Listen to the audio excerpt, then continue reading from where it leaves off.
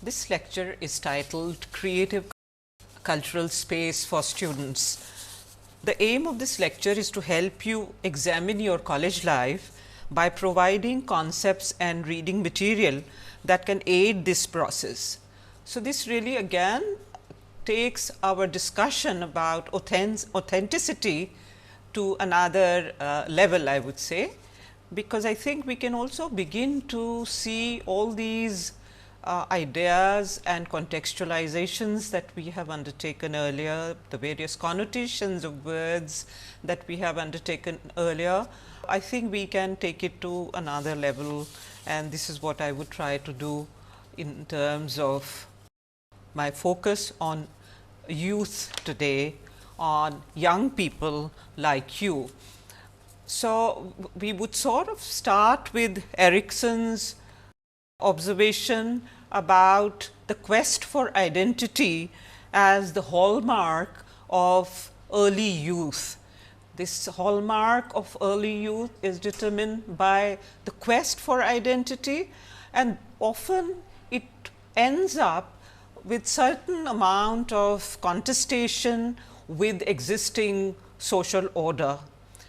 So, we would keep that in mind, and what I would also like to do is to talk about the institutional systems within which you operate, because they are multi-layered and therefore, they provide enormous amount of opportunity for growth, for change, and I think change is the key word here.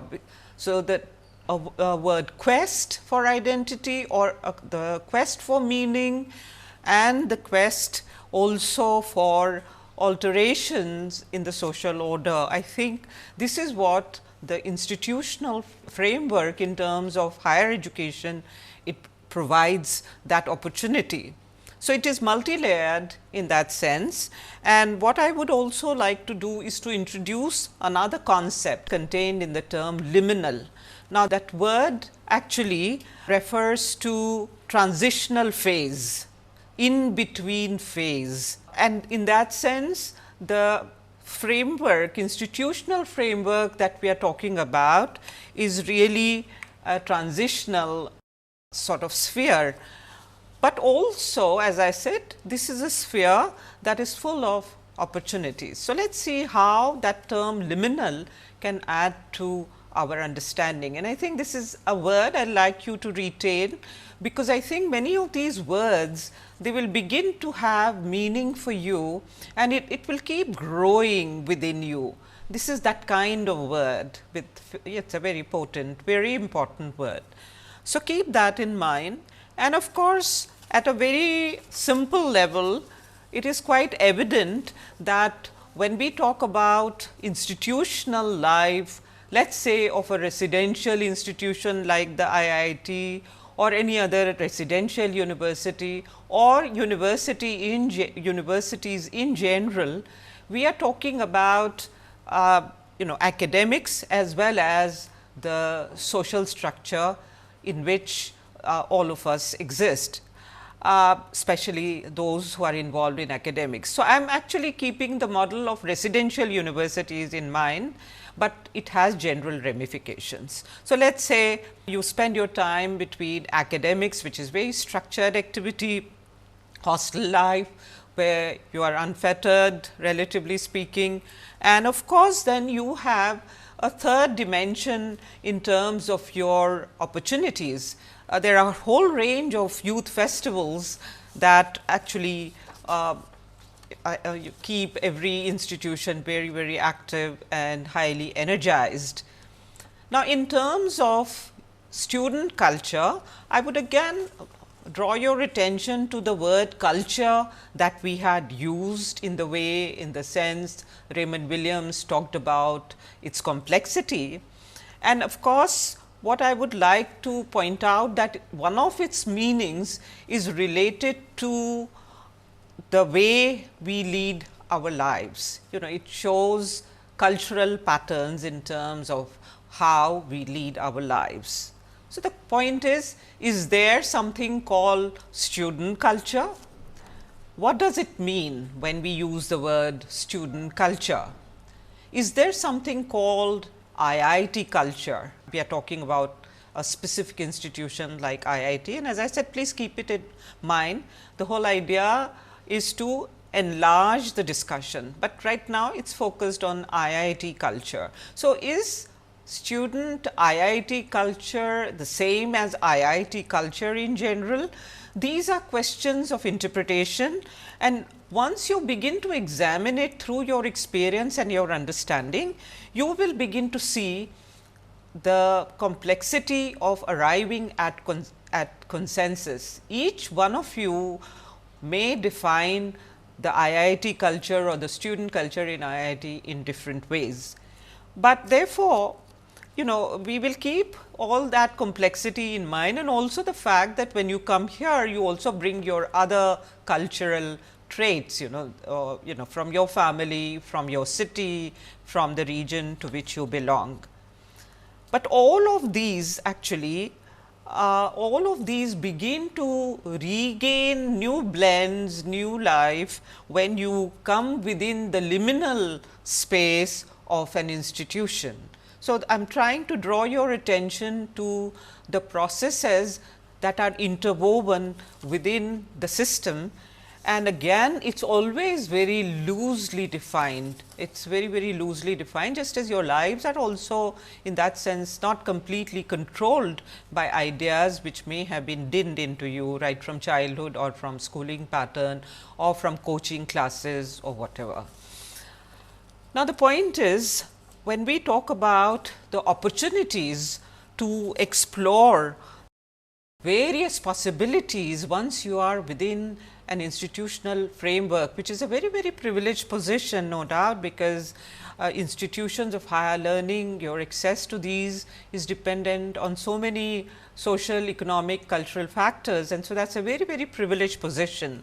However, it is really a position which, when we begin to examine it from the point of view of young people, it is full of contradictions also.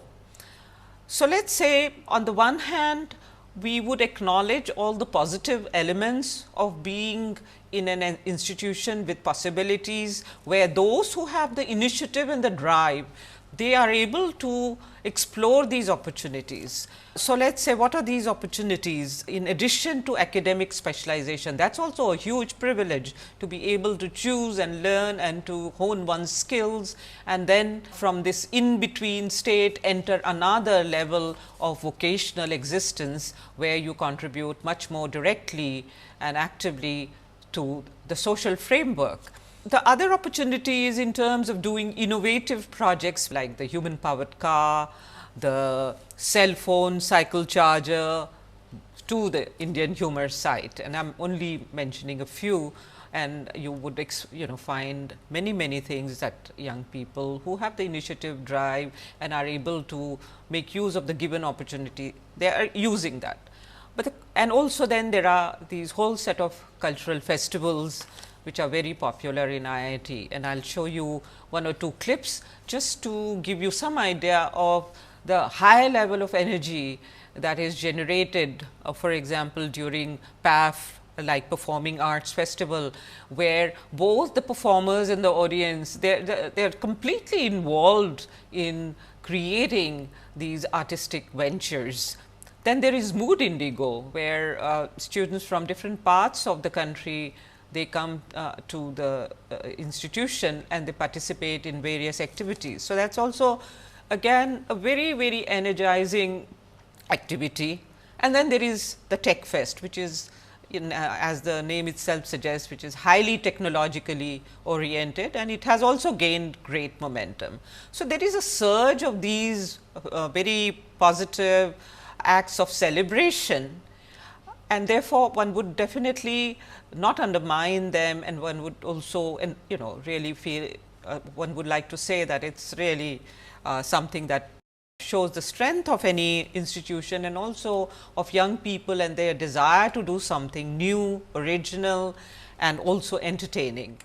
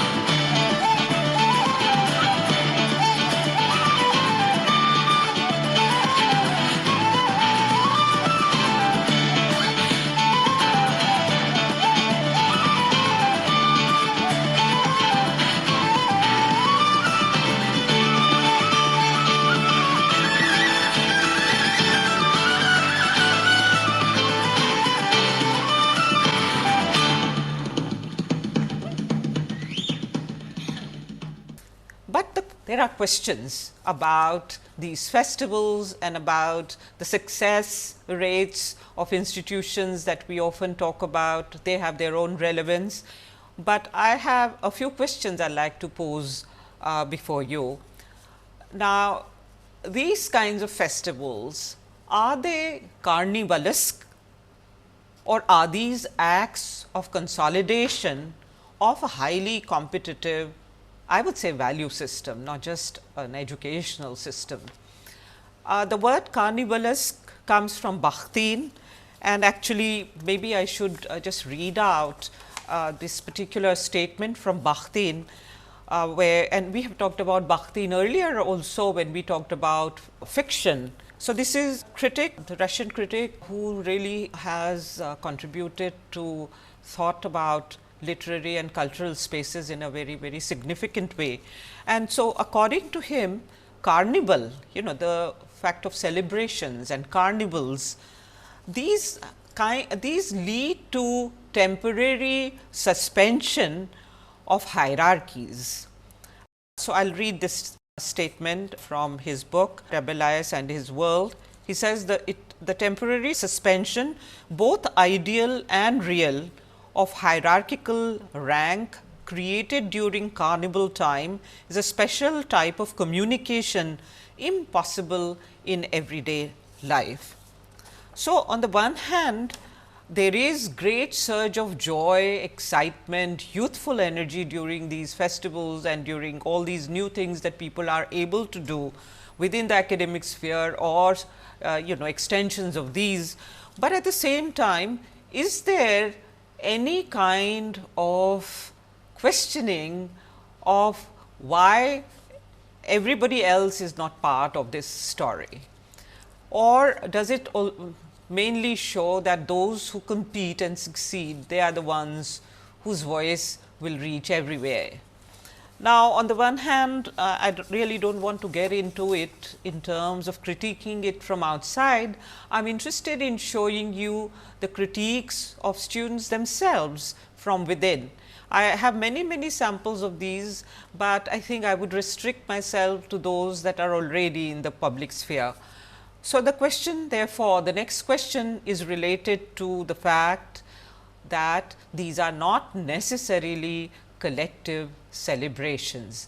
Therefore, they show that only there is a kind of a divide. All right. So, these are the strengths and problems that we are interested in talking about, because we are in search of authenticity, and also educationally, if we want to bring about changes, it is important to be authentic. So, now in terms of these other problem areas, let me quickly enumerate them, and these are not inventories of grief, so to say, but these are inventories of hope, because I think by acknowledging them one can overcome the difficulties. First of all, I would say that there is fairly limited participation in academic as well as extracurricular activities even within a system like the IIT. There is also a fair amount of ambivalence about the learning process. There is also lack of meaningful questioning and absence of preparation for alternative modes of intellectual or creative discourses. So, let us say if a particular path does not work for students, instead of really questioning it, instead of critiquing it, and also instead of finding out the necessary vocabulary, the necessary skills and ideas that help one find strengths in other directions, I think they sort of become a bit passive about it. So, there is a lot of passivity in terms of these questions that come to everybody's minds, especially when they are young and full of hope. But at the same time, there is no effort towards finding alternative modes of discourse. There is also a great deal of increasing absence of active reading and writing habits, and that may seem like a very traditional outlook, but you see, I do feel that it would be possible to rule out the significance of reading as a mode of slow process of reflection, which is important for every mind to grow. And therefore, this absence of active reading and writing habits amongst young people who have come for higher education is a source of great worry to all of us, I think. Then there is also another growing issue. It seems like a long list, but it is important to talk about it. So, there is very limited reading experience in any language. So, let us say if you do not read in English, it is not necessary that you read in your mother tongue. I have shared these bilingual exercises with you, and I think that it was quite clear that many of the students actually are struggling with even the reading habit. So, this is again something that is that needs to be looked at.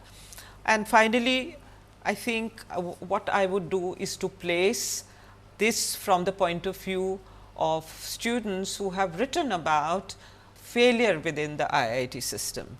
So, two things are happening here in terms of what I wish to place before you.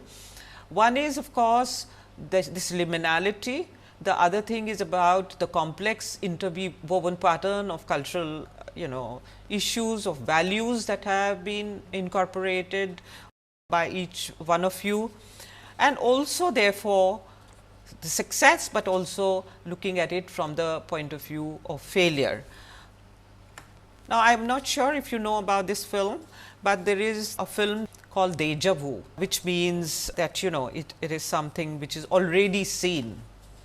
Now, you can dip into this film, but primarily what Anshul Singhal, who was interested in theatre activities after coming to IIT and started directing plays, he decided to make this film, which was triggered by a suicide committed by one of his classmates.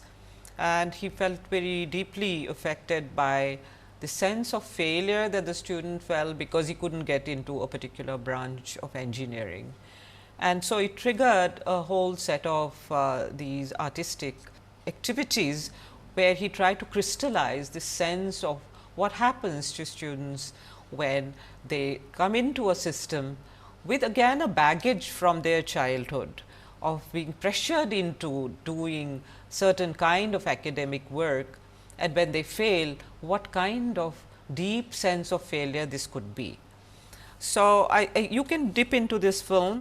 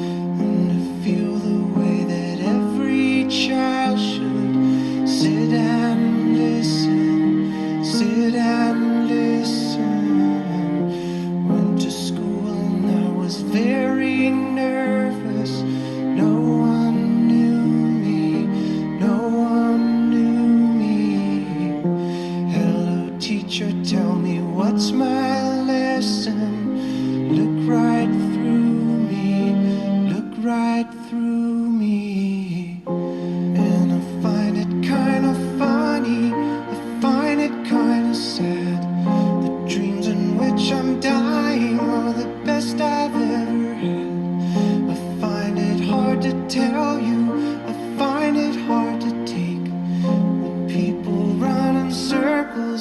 very, very mad world, mad world, enlarging your mad world.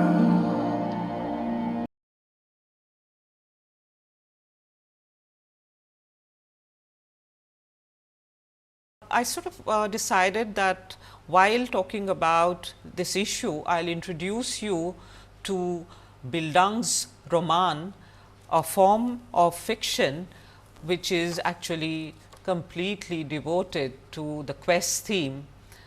This developed in Germany, and of course, in its earlier form, it developed from the quest theme in folk tales.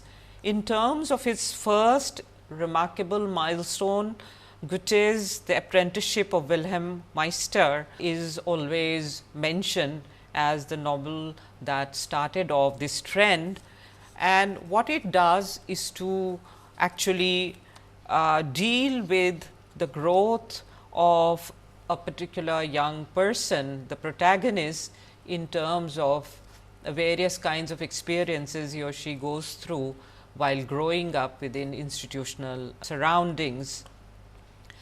I also would like to do here is to place the Bildungsroman in terms of the Indian discourse, and therefore, very briefly, but I would say in a way that I hope will reach you, I would try to place novels and films that deal with IIT experience before you. So, from these issues that I have articulated earlier of search for authenticity to its expression in well known forms that are already available in the public space. So, I am moving towards that direction. So, about Bildungsroman, there are one or two things that perhaps need to be mentioned.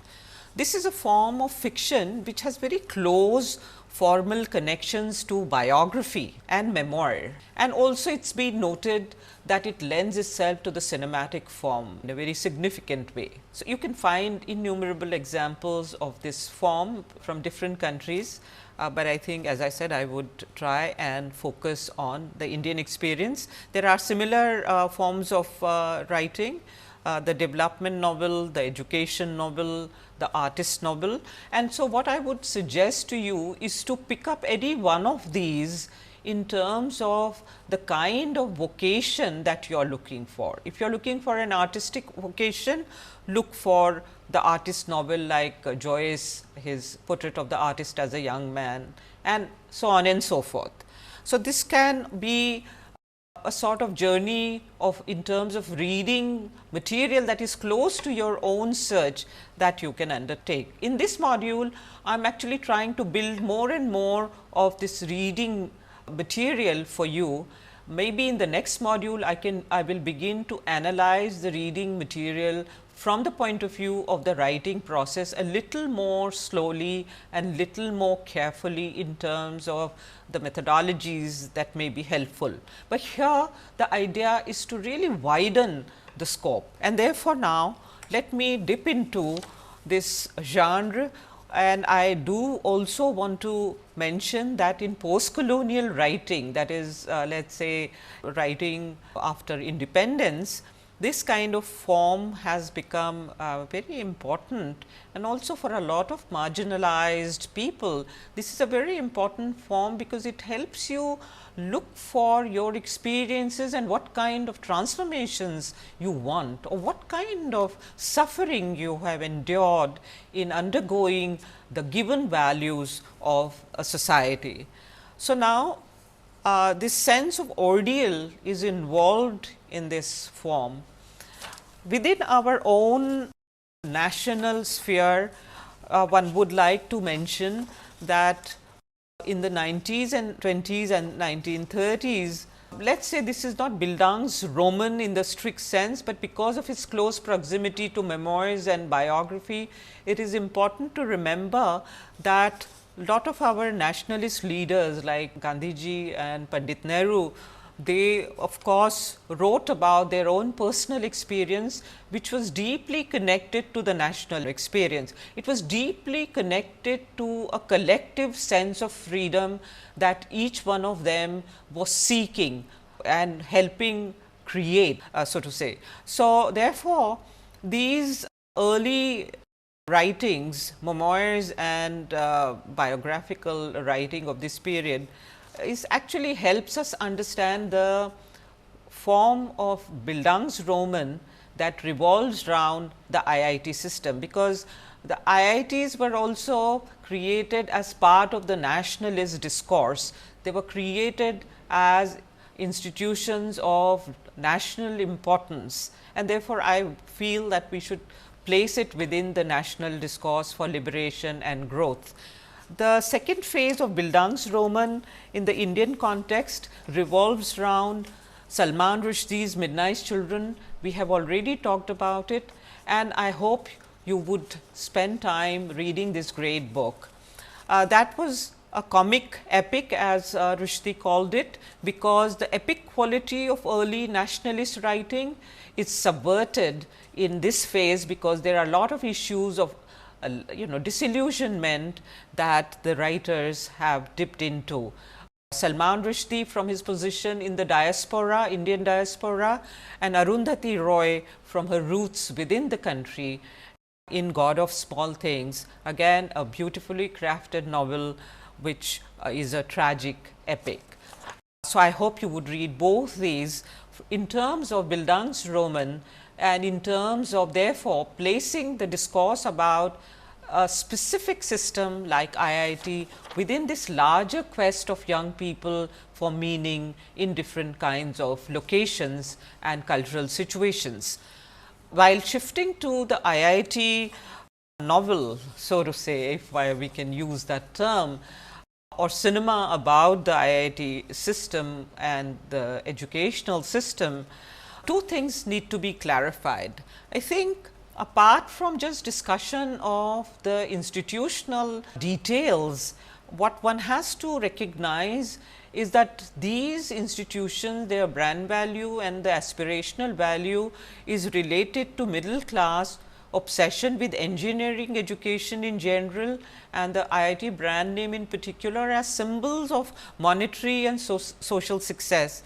And in that sense, for economic mobility and also for survival, middle classes are everywhere are driven by the need for survival and mobility, economic mobility. The second term, before I come to the novel proper, is related to the term technology.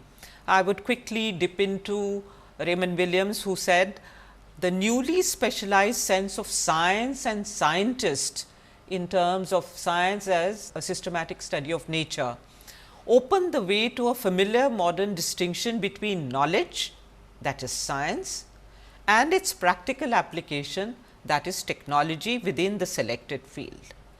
So, technology deals with application within the selected field. A third idea, so middle class obsession, 2, what is technology, 3, what is therefore technology education, and 3, this preoccupation with survival. Now, it is true that technology is a mode of survival, it is an instrument that helps you survive better. But let us quickly say, look at very important study by Manuel Castells, the Network Society, who has pointed out that technologically we are in a phase which is in transition. So, from industrial age to information age, there is a huge transition, and this information age is brought about by communication and biological technologies. And of course, he also points out in this very famous book that survival of societies are tied to technological applications. So, middle class survival, that it is linked to technological education, because it is also a mode of survival within this stage of history that we inhabit. This we will keep in mind, because I feel that we also then have to remember that the discourse about technology within IIT system, there can be a discourse about collective survival. in the way the nationalist discourse was about collective survival, collective liberation. Therefore, these novels I would like you to see within that perspective, and I will leave it open ended beyond that point. The first novel that stirred the imagination of the reading public in IIT for various reasons, and I am not going to make judgmental qualitative statements about the quality of the writing or anything of that kind. I am mainly interested in the thematic aspect. So, Chetan Bhagat's 5-point Samvan was subtitled "What Not to Do at IIT," and therefore, he harped on that fact and said, it is not going to teach you how to get into IIT or even survive it. And in fact, it describes how bad things can get if you do not think straight. This was what he said. Now, interestingly, this novel became a bestseller precisely because it evokes a sense of connection with the hidden layers of IIT system, which, as I said, is part of the national discourse. So, that is also not so surprising. There is also a lot of curiosity about the hidden layers of IIT life, a lot of ambivalence also in the reading public. Well, the search for identity in 5-point Samvan revolved around the IIT system and also the label, the identity that it provides to the protagonist, and the novel ends in fact with this resolution. It is strange, I might have passed out of IIT, but in some ways my soul is still there, maybe in the hostel corridors or at Sasi's or at the Insti roof. And therefore, the identities of Alok, Rayan and Hari are shaped by their struggle within the IIT system. No new question is really raised about IIT system or about liberation of any kind, academic or any other kind. Now, you know very well, you know it better than I do, that the film Three Idiots actually captured these issues in a very, very powerful way and also advanced discourse in a significant way. This is, I see this as a very positive intervention in critiquing the unexamined educational views of the middle class through what they have described it, Mr. Hirani has described as a comedy of ideas. Now, what have they done really? Let us quickly look at that. I personally feel that the film, of course, it is a wonderful addition to the need for discourse about what we are doing and what we are not doing right, but it is really seen through a male gaze. It equates engineering with patriarchy and authoritarianism. The identities of the protagonists, Rancho, Farhan, Raju, these are shaped through self-actualization. This is a term that we will explain. This was used by Mr. Hirani in the description of this film, and I am quoting him.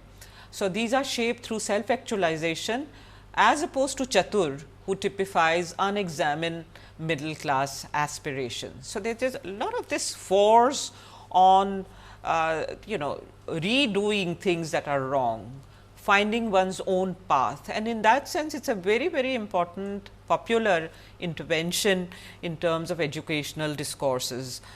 Bhagat's Bildungs Roman has triggered this cinematic intervention in middle class attitudes, and as I said, through very successful humor that has gone down well with the audience. But the film that really captures my own imagination is Vikramaditya Motwani's Udaan, where there is a very different take on both engineering and patriarchal authoritarianism. The central character, 17-year-old Rohan, faces social and intellectual ordeals by rebelling against oppressive conditions, and he forges a fresh beginning. It is not to suggest that it does not happen in Three Idiots. Obviously, Rancho's character is a highly romanticized fairy tale like wonderful example, which also captures the contribution of many people like that who have come out of IIT system. They have gone in different directions and they have done very, very valuable work. So, this is not to undermine that at all, but I think there is great deal of questioning of the basic parameters in of what this whole malaise of blindly equating certain kind of education and certain kind of power structure to gain more power oneself without questioning.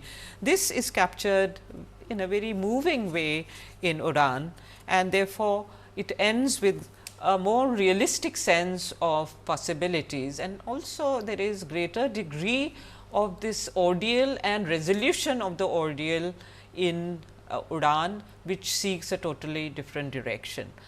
What is interesting is these are all part of the national discourse, and what has complicated our national discourse of course, is the presence of the internet and the globalizing processes. And in terms of youth and youthful modes of communication, youthful possibilities, in terms of survival, in terms of productivity, there are a lot of issues that the internet has raised. But I think in terms of the youth culture, the Facebook phenomenon is something that we can again briefly dip into, again from the point of view of Bildungsroman, and how it is a form of fiction that is able to capture this theme in a very interesting way, and cinematically also it is available to you for dipping into this experience of other people, not your own, but this will help you reflect on your own experience. You can look at the film The Social Network, which is actually based on a biography.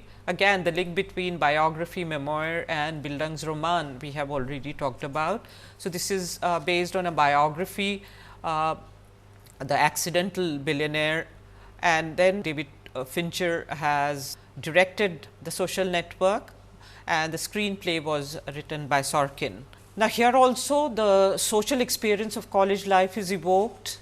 There is very strong sense of realism in depicting friendship, class jealousy, modern ambition, and of course, great invention, the Facebook. This is a youth oriented film directed and interpreted by mature professionals. I found this very, very interesting while looking at this film, and then also looking at these interviews of the director, the actors, the writer of the screenplay.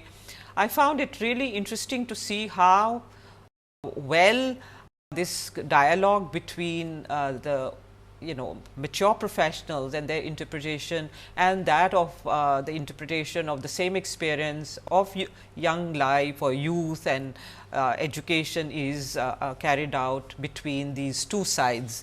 And I think I am going to dip into that later on. I found it really very exciting.